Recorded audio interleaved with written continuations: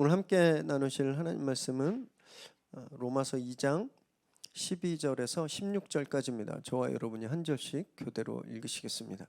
무릇 율법 없이 범죄한 자는 또한 율법 없이 망하고 무릇 율법이 있고 범죄한 자는 율법으로 말미암아 심판을 받으리라. 하나님 앞에서는 율법을 듣는 자가 의인이 아니요 오직 율법을 행하는 자야 의롭다 하심을 얻으리니 율법 없는 이방인이 본성으로 율법의 일을 행할 때에는 이 사람은 율법이 없어도 자기가 자기에게 율법이 되나니 이런 이들은 그 양심이 증거가 되어 그 생각들이 서로 혹은 고발하며 혹은 변명하여 그 마음에 새긴 율법의 행위를 나타내느니라. 함께 읽습니다. 곧 나의 복음에 이른 바와 같이 하나님이 예수 그리스도로 말미암아 사람들의 은밀한 것을 심판하시는 그 날이라. 아멘. 오늘 우리에게 주시는 하나님의 말씀입니다. 제가 방금 광고에서도 말씀드렸지만 참 어려운 중에서도 튀르키예와 시리아 지진을 위해서 피해 당하신 분들을 위해서 마음을 다해 헌금해 주신 성도님들께 참 감사드립니다. 저희 교회도 그렇고 함께 동참한 교회들도 정말 열심히 해주셨어요. 그래서 그 지난주에 집계를 내봤더니 한 1,400만 원 정도 모였습니다. 그래서 너무 감동이었어요. 하나님께서 정말 기뻐하시고 이 헌금으로 선한 일을 이루실 거라고 저는 믿습니다. 정말 공교롭게도 저희가 그 헌금을 보낼 그곳이 안티키아라는 지역에 있는 무너져 내린 한인 교회예요. 근데 이 안티키아가 속해 있는 주가 하타아주라는 곳입니다. 튀르키예 시리아하고 접경에 딱 붙어 있는 하타아주인데 이 하타아주가 가장 큰 피해를 입었습니다. 사진을 좀 가지고 왔는데 일단 지도를 한번 좀 보여주시겠어요? 이 저기 중간에 이렇게 빨간 점선으로 되어 있는 저곳이 하타이주입니다. 시리아하고 튀르키예하고 딱 있고요. 저희 주도가 말씀드렸던 대로 안타키아인데 이 안타키아가 성경에 뭐라고 나오냐면 안디옥. 저기가 우리 사도행전 나누실 때 보았던 그 수리아 안디옥 교회가 있는 곳이 바로 저기입니다. 근데 또 저희가 저곳에 있는 교회를 또 돕게 돼서 얼마나 참 좋은지 모르겠습니다. 감동입니다. 저 하타이주에 있는 모든 도시들이 다 폐허가 됐습니다. 사진 한번 보여주시겠어요? 완전히 다 폐허가 됐어요. 이게 사실은 한 3분짜리 동영상인데요.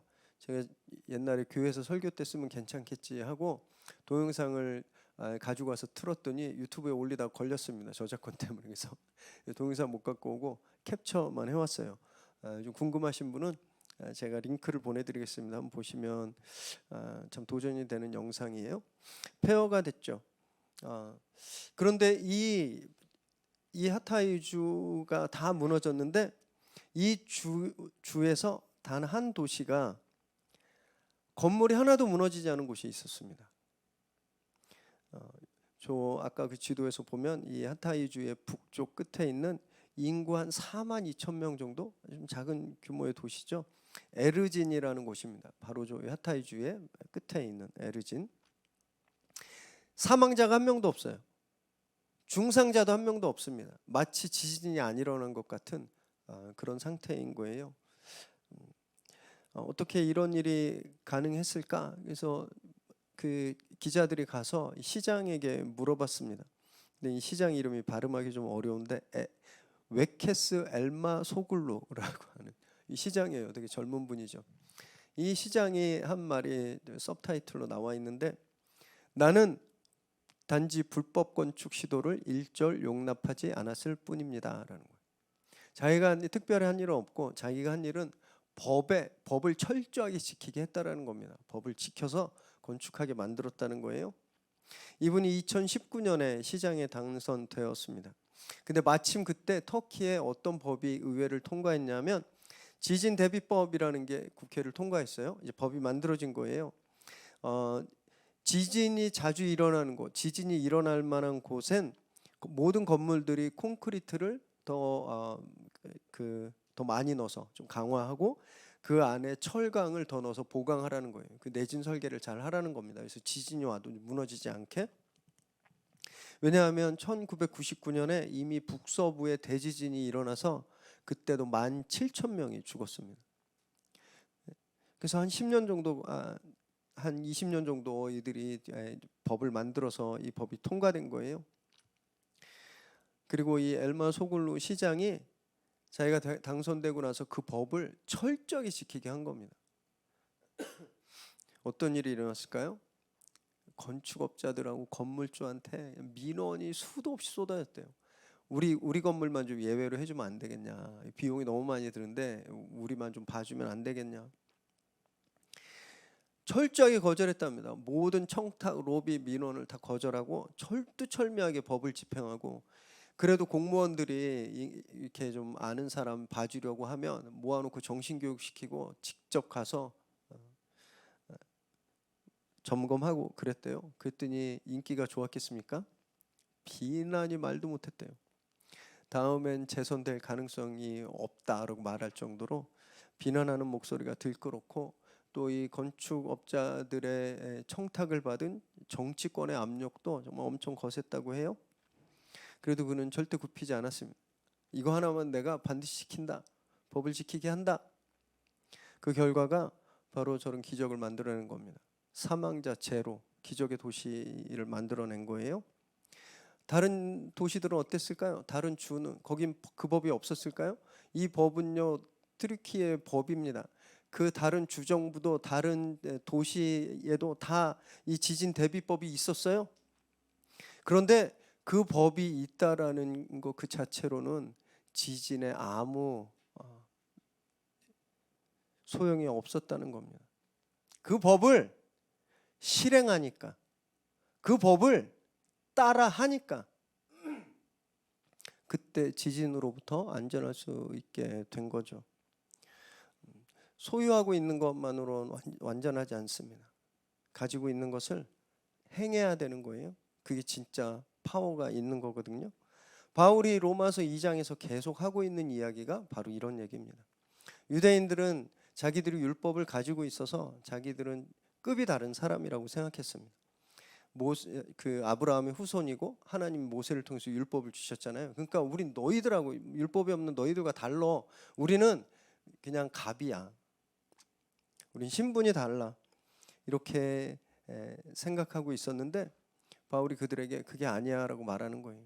네 율법을 가지고 있는 게 그게 진짜가 아니라 너네 그 율법대로 살고 있는가, 그게 진짜야 말하는 겁니다.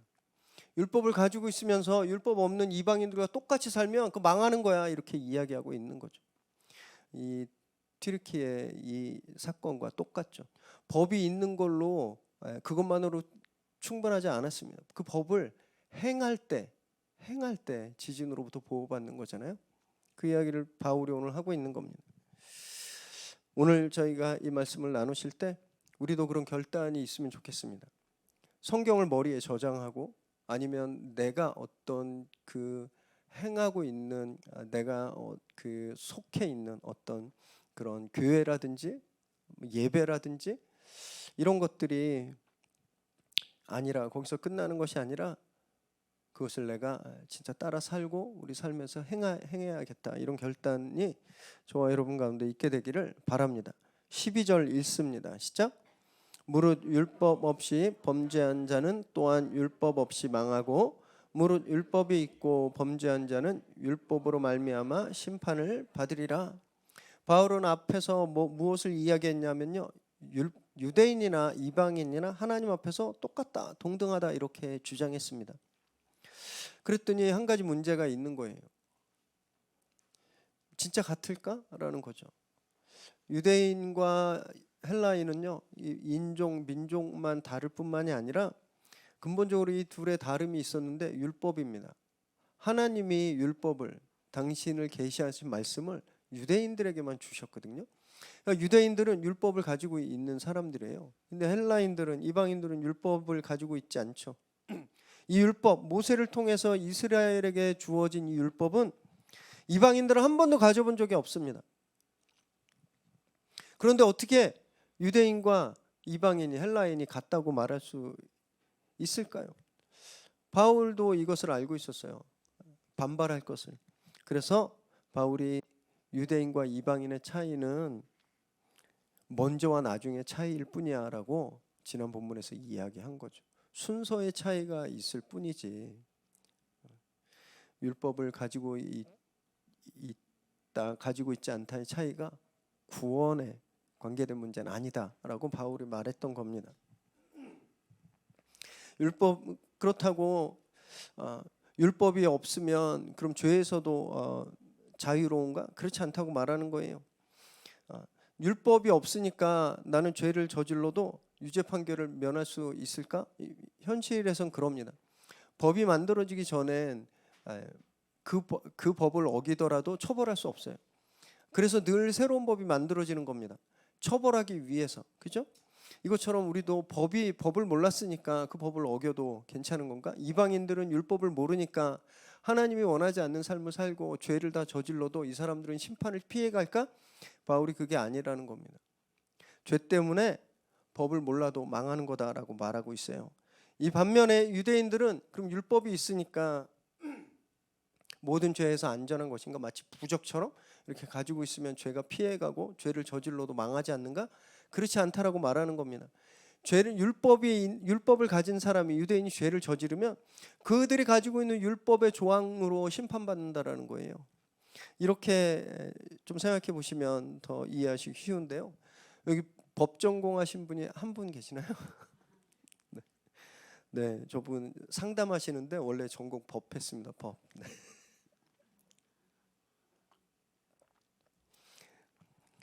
그냥 법을 전공하지 않은 우리, 대한민국의 형법이 몇 조까지 있는지 아세요? 저도 몰라서 찾아봤어요. 42장 327조와 기타 부칙들이 있는 거예요. 한 수백 개 형법이 있습니다. 몇 개나 알고 계세요? 법 모르시잖아요, 우리. 그런다고 우리가 막 죄 짓고 사나요? 안 살죠. 우리 법 몰라도 죄 짓고 안 삽니다. 그리고 정작 법을 모르지만 다 뭐라고 어떻게 생각하냐면 법을 잘 지킨다고 생각해요. 법도 모르면서. 그런데 만약에 우리가 나는 법 전공 안 해서 법 모르는데 그럼 내가 짓는 죄는 다 괜찮겠다 이러고 도둑질하고 때리고 막 그러면 처벌 안 받나요? 처벌 받죠. 그러면 법을 전공한 사람은 어떨까요? 법을 전공해서 전문가가 돼서 세부 조항까지 다 아는 사람들이 죄를 저지르면 어떻게 될까요? 그런 위치에 있는 사람이 죄를 저지르면요, 가중 처벌받습니다. 더 중하게 처벌받아요. 알고 있는데 지었기 때문에. 그러니까 죄에 대해선 율법을 가지고 있는 사람이나 가지고 있지 않는 사람이나 똑같이 그 죄에 대한 심판을 받는다라는 겁니다. 바울이 지금 그 이야기를 하고 있는 거예요. 그렇다고 바울이 그러니까 율법은 쓸모없어, 버려, 그냥 쓰레기통에 버려, 이 말을 하고 있는 것이 절대 아닙니다. 로마 교회 안에서 여전히 율법을 신성시하고 있는 사람들이 있는 거예요. 로마 교회 안에서 예수님으로 인해서 구원을 받았는데 여전히 율법이 구원의 조건이라고 생각하는 사람들이 있었던 겁니다. 그들에게 율법의 용도가 그게 아니야라고 지금 바울이 말하기 위해서 지금 이 이야기들을 하고 있는 거예요. 율법이 있든 율법이 없든 죄에 대한 심판을 피할 수 없는 것처럼요, 이것도 우리도 마찬가지입니다. 교회를 다니든 다니지 않든 죄를 저지르면 그 대가를 받는 거예요.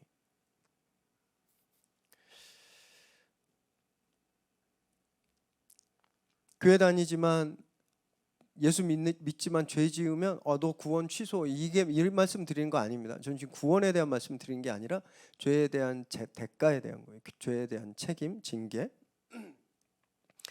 구원파는요, 예수 믿는 순간, 특히 이 사람들은 몇 년, 몇 월, 며칠, 몇 시, 몇 분에 받는 게 되게 중요해요. 왜냐하면 그때 자기가 완전히 새로운 존재로 태어나는 거라고 생각합니다. 그리고 그 이후로는 죄가 없다고 생각해요. 그 이후로는 죄를 지으면 구원 안 받았다라고 생각하는 거예요. 그러니까 그 이후로는 죄가 없다고 생각하는데 전혀 성경적이지 않습니다. 만약에 그렇다면 바울이 여기서 이런 얘기 할 이유도 없는 거예요. 이런 얘기, 죄에 대한 얘기 할 얘기도 없는 거죠. 성경에선 우리에게 두 가지 죄에 대해서 가르치고 있습니다. 하나는 죄와 죽음과 사망의 죄.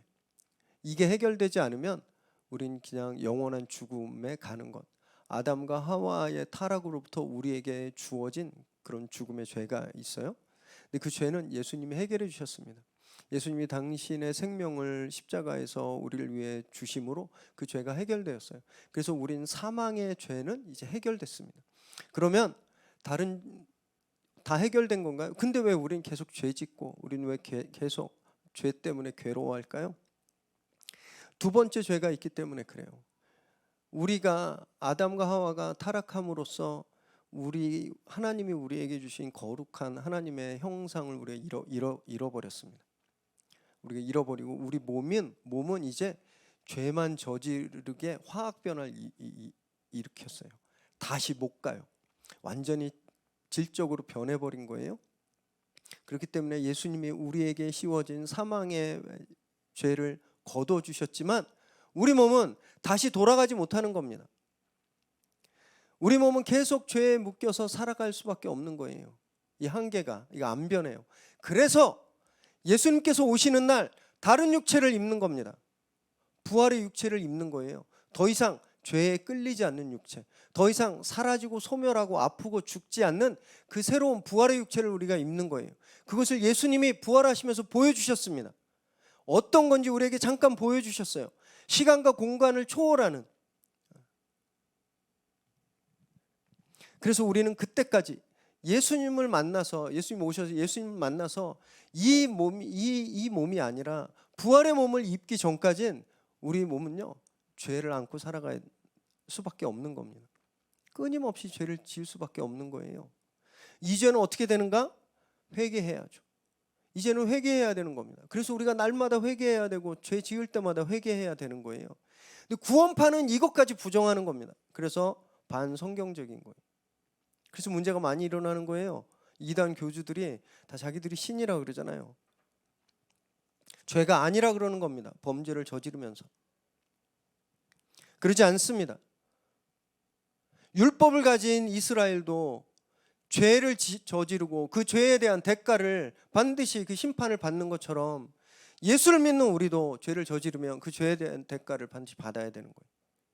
그것이 하나님의 공의인 겁니다. 공의. 그래서 우리는요 예수 믿으니까 난 죄에서 자유로운 영혼이 되었다. 난 죄에서 완전히 뭐 천사처럼 그래서 내가 하는 건 죄가 아니다. 이렇게 착각하면 안 됩니다. 오히려 죄가 얼마나 강력하고 얼마나 무서운지를 더 잘 알아야 돼요. 왜냐하면 우리 아는 사람입니다. 그 죄 때문에 예수님이 죽으셨다는 걸 알았잖아요.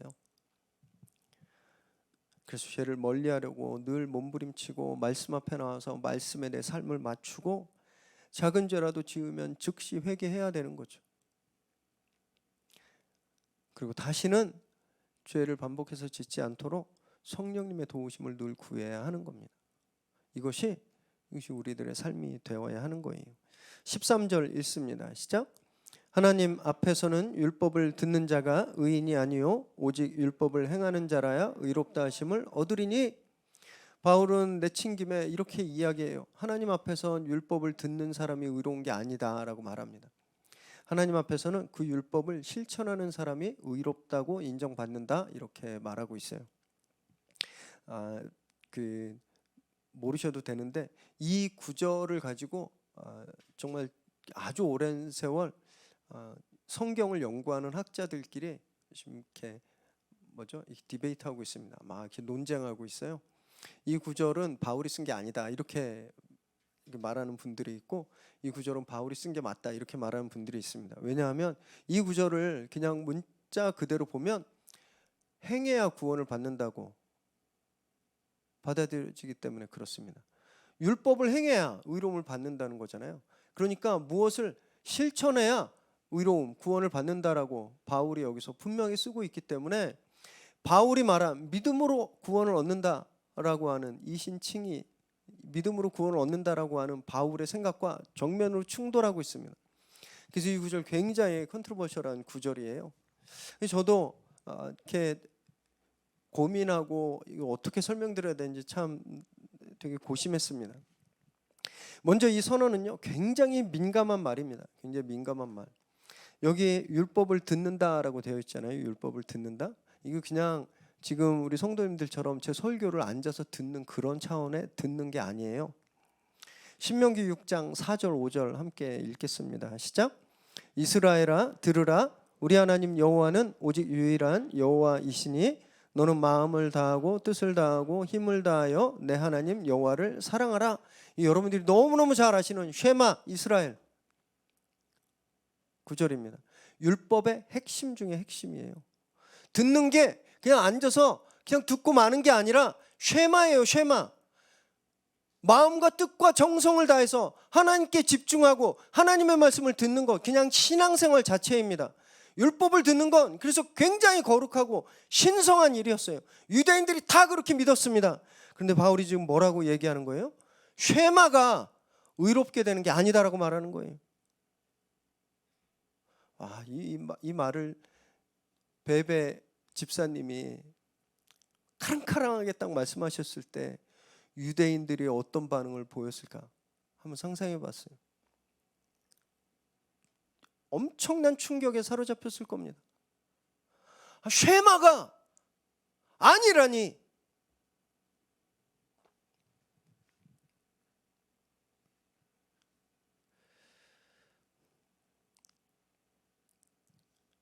바울은 진짜는 율법을 행하는 거다라고 말하는 거예요. 그런데 이 율법을 행하는 쉐마 듣는 것이 아니라 율법을 행하는 것, 이것이 의롭다라는 가르침은요, 바울만 가르치는 것이 아니라 예루살렘 교회 담임 목사님이셨고 예수님의 동생이었던 야고보 선생님도 똑같은 말씀을 하고 계십니다. 야고보서 1장 22절 읽습니다. 시작. 너희는 말씀을 행하는 자가 되고 듣기만 하여 자신을 속이는 자가 되지 말라. 똑같은 말씀하시는 거예요. 쉐마만 해서 스스로 속이지 말라라는 겁니다. 법을 지키지 않으면서 법을 들었으니까 나는 법을 잘 지키고 있겠지? 라고 스스로를 기만한다라는 거예요. 듣기만 하는 것은.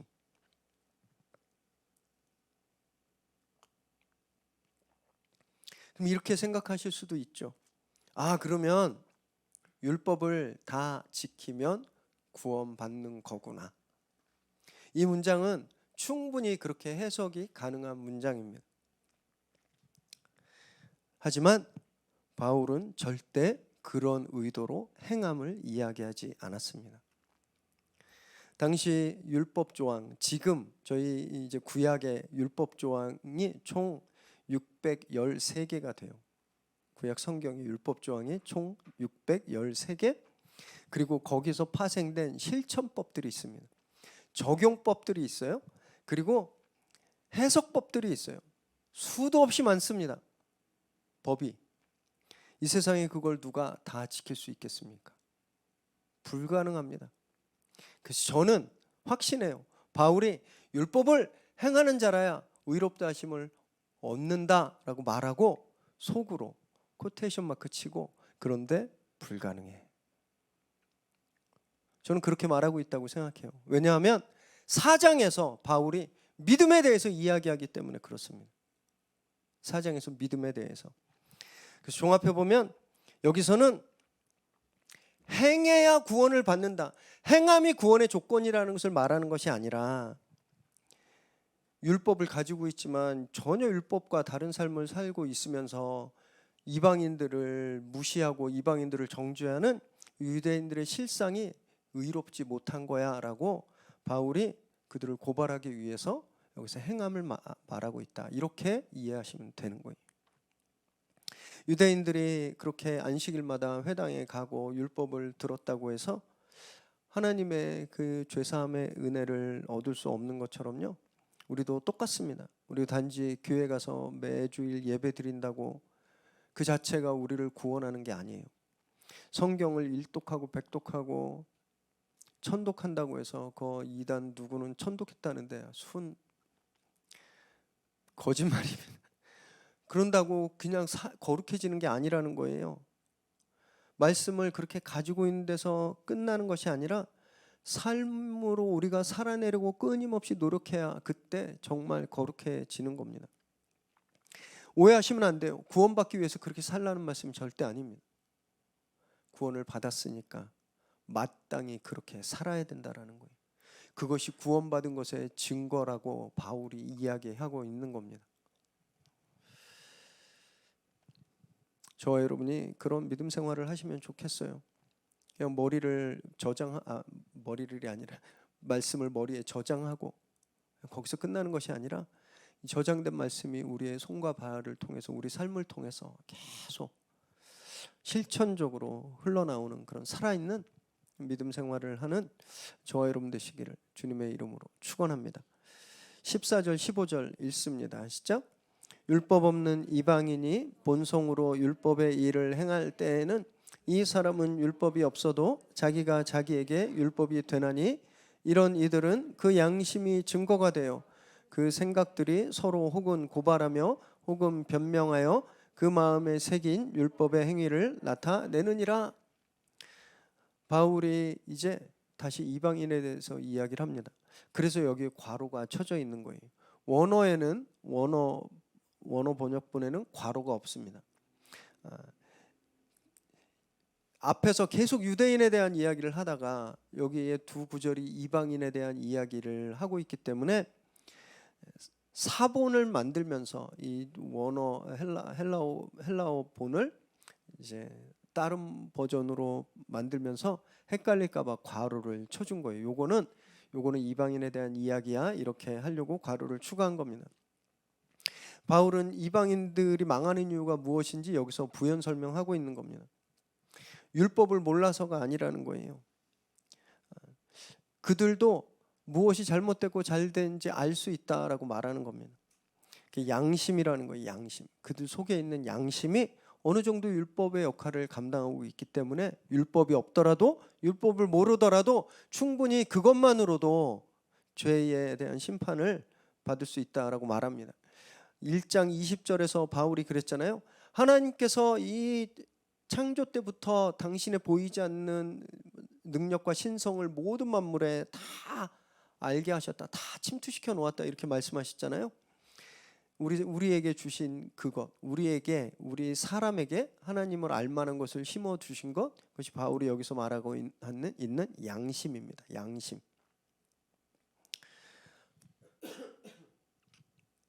이 양심이란 단어의 뜻은 함께 안다는 거예요. 그냥 누가 가르쳐 주지 않아도 그냥 같이 아는 겁니다. 누가 가르쳐 주지 않아도 같이 아는 것. 그런 것들이 있죠. 그런 것들이 아이들이 법을 안 배우고 학교에서 도덕도 윤리도 안 배우지만 뭐 잘못하면 바로 알아요. 그냥 바로 엄마 눈치 보잖아요. 무엇이 옳다 그르다 기준이 주어지지 않아도 우리 안에 그냥 그 태생적으로 주어져 있는 선악을 얼핏이나마 구분할 수 있는 그런 하나님의 그런 그림자 자국이 남아 있는데 그것이 양심이라는 거예요. 바울은 그 양심이 이방인들에게 율법이 없더라도 그들에게 그런 율법과 같은 역할을 한다라고 말하는 겁니다. 유대인들이 율법을 가지고서 율법을 기준으로 어겼으니까 넌 죄 지켰으니까 선 이렇게 유무죄를 따지듯이 이방인들은 그런 양심을 기준으로 유무죄를 따진다 이런 말씀을 하고 있는 거예요. 이런 질문들 한 번씩 해보셨고 좀 받아보신 적 있으실 거예요. 이순신 장군은 천국 갔을까요? 제가 어떻게 한다고 세종대왕은 구원받았을까요? 뭐 이런 거. 예수님이 태어나시기 전에 2000년 전에 살았던 사람들 또는 예수님이 태어나셨더라도 교통과 통신의 어떤 그런 한계 때문에 예수님이 오셨다라는 사실을 전혀 알 수 없는 지역에 살았던 사람들 그 중에 착한 사람들도 다 지옥에 가나요? 이거죠. 이순신 장군 지옥 갔나요? 이런 질문이, 그죠? 쉽게 답하기 어렵습니다. 이거 뭔가 예스 노로 답하기 참 어려워요. 그래서 저는 그런 질문을 받으면 나중에 하나님께 가서 한번 물어보세요 이렇게 하든지, 금방 천국 갈 거니까 가서 확인하세요 이렇게 이야기합니다. 몰라서가 아니라 제가 갑니다 안 갑니다라고 말하는 게 아무런 영향이 없기 때문에 그래요. 제가 천국 갑니다 하고 이야기한다고 하나님이 그분들을 천국으로 데려가시는 것도 아니고, 다 지옥 갑니다 그런다고 하나님이 다 지옥 보내는 게 아닌 거예요. 하나님께 달려있는 이 구원의 판단은 전적으로 하나님의 주권이시고 전적으로 하나님의 의지시잖아요. 그걸 존중하는 의미로 잘 모르겠다고 하는 거예요. 그럼에도 불구하고 오늘 본문에 기대서 아주 조심스럽게 추측해 볼 수는 있습니다. 저는 이렇게 생각해요. 이렇게 추측합니다. 시대적으로, 시기적으로, 환경적으로 전혀 예수님에 대해서 알 수 없는 상태에서 죽은 사람들은 하나님께서 당신의 온전한 주권으로 당신의 기준, 그 우리가 뭔지 몰라요. 그 기준이. 다만 오늘 본문을 보니까 양심일 수도 있어요. 양심. 하나님이 당신의 기준으로 그들을 심판하실 거다라고 저는 생각합니다. 그래서 예수 안 믿었던 사람들은 다 지옥 간다? 라고 저는 생각하지 않아요. 왜냐하면 사랑의 하나님과 위배됩니다. 하나님이 어떤 분이세요? 우리가 다 죽을 죄인이었을 때 우리를 그때부터 사랑하셔가지고 당신의 아들을 우리를 위해서 죽이셨잖아요. 그런 사랑을 가지신 분들이 예수님을 알 수도 없고 예수님에 대해서 들어볼 수도 없는 지역의 시대에 살았던 사람들을 다 죽인다는 건 성경이 말하고 있는 하나님의 캐릭터와 맞지 않기 때문에 그렇습니다. 옛날에는 교회에서 다 그렇다고 이야기했었어요. 심지어는 옛날엔요, 자살하면 지옥 간다라고도 했습니다. 기억하세요? 저 어렸을 때 자살하면 지옥 간다 그랬어요. 어떤 목사님은 너무 가슴 아프지만 가족 중에 누가 자살하면 장례도 안 했습니다. 지옥 간 사람 장례 안 해준다고.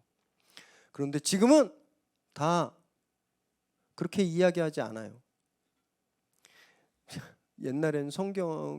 옛날과 지금 성경이 다르기 때문에 그런 게 아닙니다. 하나님의 성품을 이해하고 하나님의 성품을 연구하고 하나님이 이러신 분이라는 것을 알면서 우리 삶에 그러면 하나님이 이 문제에 대해서는 어떻게 반응하실까? 그게 변하고 있는 거죠. 이혼 문제도 마찬가지예요. 옛날에 이혼은 죄라 그랬습니다.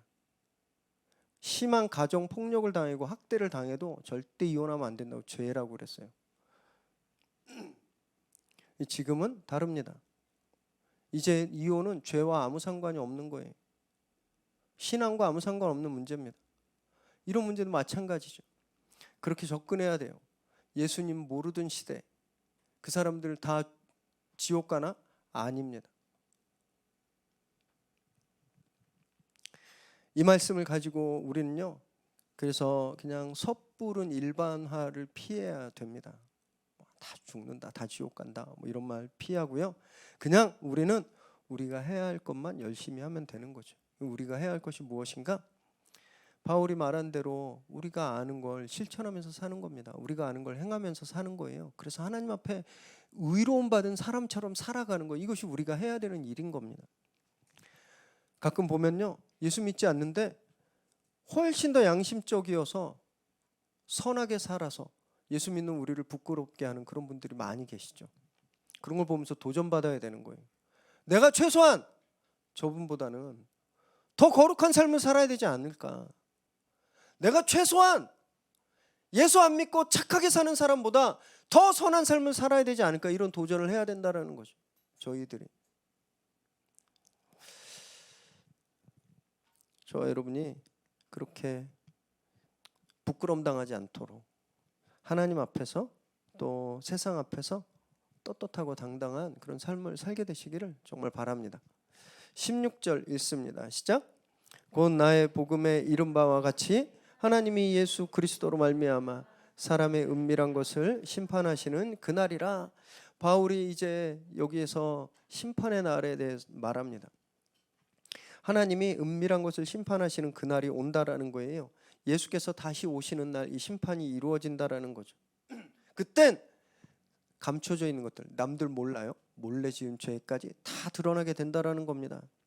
그러니까 율법을 가지고 거룩한 것처럼 그렇게 생활하고 있지만 그 속에 들어와 있는 우상 숭배자들과 똑같은 죄악들 다 드러난다라는 거예요. 굉장히 엄중한 경고의 메시지입니다. 우리도 세례받고 예수님 믿는다고 하고 매일 주일 성수하고 헌금도 열심히 하고 성역 공부도 하죠. 그렇다고 해서 우리 안에 감춰져 있는 죄까지 없어진다는 게 아니라는 겁니다. 다 드러난다라는 거예요. 제가 요 구절을 참 좋아하는데 특히 관계에 문제가 있을 때 늘 묵상합니다. 교회 생활하다가 서로 힘들고 어렵고 오해 생기고 막 다투고 다 갈라서 때가 있잖아요. 그때마다 말해요. 화해하고 갈라서라고. 나중에 하나님 앞에 가면 다 알게 되는 날, 다 드러나게 되는데 또 얼마나 무한하겠어요.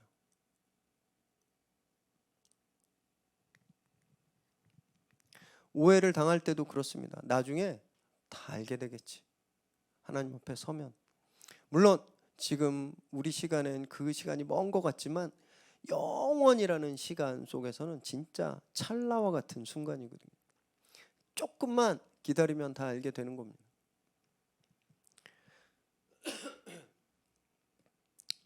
그래서 저희도 그날을 소망하며 살아야 되는 겁니다. 마지막 날 모든 것이 다 드러나는 날. 그날 부끄럼 당하지 않기 위해서 우리 삶을 늘 말씀에 맞추고 늘 회개하고 십자가 붙들면 살아야 하는 거죠. 오늘 말씀에서 오늘 본문에서 바울은 율법을 가졌다고 의인이 아니고 그냥 다 모두가 죄인이다 이것을 계속 논증하고 있습니다. 이 말씀에 따르면요 이런 겁니다. 우리는 용서받은 죄인인 거예요. 그리고 믿지 않는 분들은 아직 용서받지 못한 죄인. 이 차이일 뿐이지. 우리가 그들보다 완전히 질적으로 다르고 그래서 우리가 믿지 않는 분들을 정죄하고 저주하고 무시할 이유는 없다라는 거죠. 오히려 그냥 그런 믿지 않는 불신자들보다 하나도 나을 게 없는데 예수님이 나에게 은혜를 베풀어 주셔서 당신의 자녀 삼으신 그 은혜에 감사해야 하는 겁니다. 그리고 그 은혜를 전해야죠. 여러분도 이 은혜를 맛봐야 됩니다. 여러분도 이 은혜를 경험해야 됩니다. 최선을 다해서 그 십자가를 자랑해야 하는 겁니다. 저와 여러분이 그렇게 하나님 주신 은혜를 정말 깊이 새기고 삶에서 복음을 또 십자가를 증거하고 자랑하게 되시기를, 그런 당당하고 떳떳하고 자랑스러운 삶을 사시기를 주님의 이름으로 축원합니다.